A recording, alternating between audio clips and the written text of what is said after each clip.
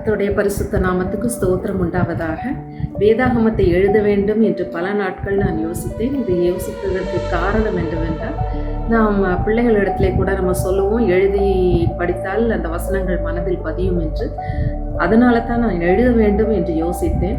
இந்த நேரத்தில் தான் நாங்கள் தரங்கம்பாடிக்கு சென்றபோது, தரங்கம்பாடியிலே வேதாக நண்பர் குழுவினர் அவர்கள் இந்த மாதிரியாக ஒரு புத்தகத்தை அவர்கள் வெளியிட்டிருந்தார்கள். அதாவது இதில் எல்லாம் வரிகள் எல்லாம் போடப்பட்டிருக்கிறது. வேதாகமத்தில் எப்படி இருக்கிறதோ அப்படியே எழுத வேண்டியது தான். அதனால் சுலபமாக இருக்குமே என்று அந்த புத்தகத்தை நான் வாங்கி கொண்டு வந்தேன்.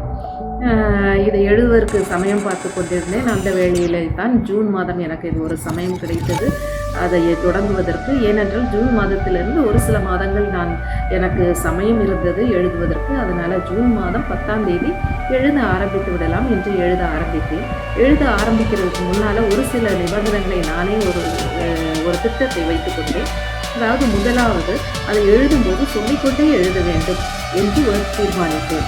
அது முதலாவது தீர்மானம். ஏனென்றால் சொல்லிக்கொண்டே எழுதினா நாம் சொல்லுகிறோம், அதை பார்க்கிறோம், வசனத்தை பார்க்கிறோம், நாம் எழுதுகிறோம், இப்படியாக மனதில் பதியும் என்று எண்ணித்தான் அதை சொல்லிக்கொண்டே எழுத வேண்டும் என்று நினைத்தேன்.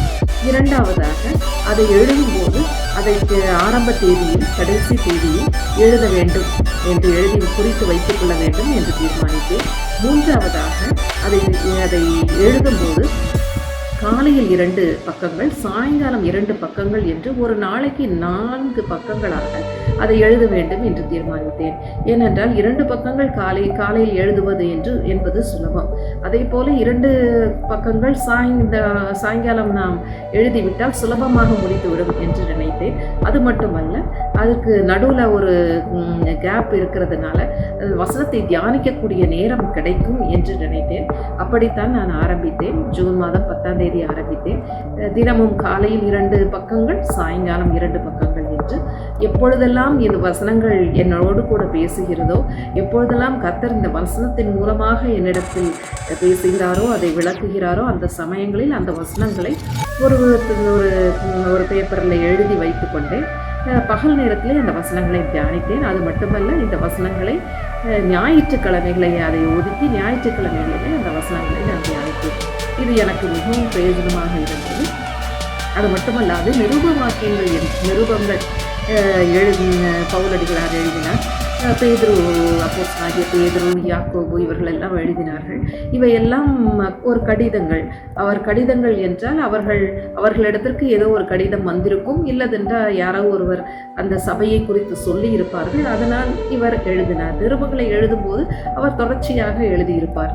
அப்போ தொடர்ச்சியாக எழுதியிருப்பார் என்றால் நாமும் அதே மாதிரி தொடர்ச்சியாக எழுதும்போது அது வசனங்கள் அவர் எதற்காக எழுதினார், ஏன் எழுதினார், அப்படி என்றால் அந்த ஜனங்கள் எந்த மாதிரியான சூழ்நிலையில் இருந்தார்கள், அவர்கள் என்ன எழுதியிருப்பார்கள் என்றெல்லாம் சிந்திக்கக்கூடிய வாய்ப்பு உண்டு.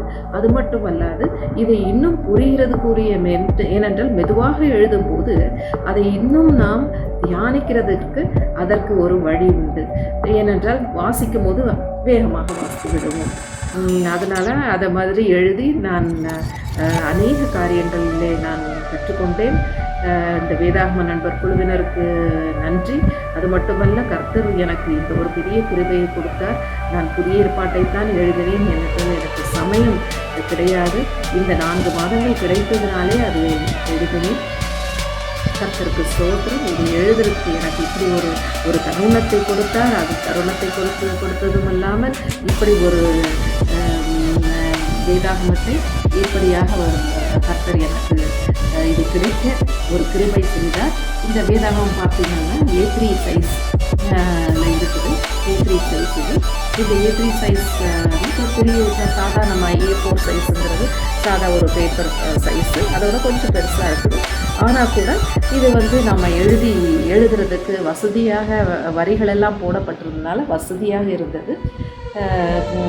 கர்த்தர் கொடுத்த இந்த தருணத்துக்காக கர்த்தருக்கு ஸ்தோத்திரம். அது மட்டுமல்ல, இந்த வேதாகம நண்பர் குழுவினர் மிகவும் பிரயாசப்பட்டு இப்படியாக அவர்கள் ஒரு புக்கை பிரிண்ட் பண்ணி வைத்திருக்கிறார்கள். இதை நாமும் பெற்று பயனடைவோம். கர்த்தருக்கு ஸ்தோத்திரம். வேதாகம நண்பர் குழுவினருக்கும் மிக்க நன்றி.